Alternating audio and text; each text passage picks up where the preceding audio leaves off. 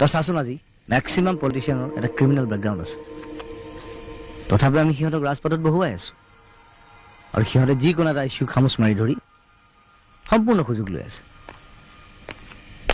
বিদেশী খেদাও বুলি চিঞৰি চিঞৰিও মন্ত্ৰী এম এল এ হৈছে, কিছুমানে আকৌ বিদেশী নাই বুলি চিঞৰি চিঞৰি ৰজা হৈ আছে।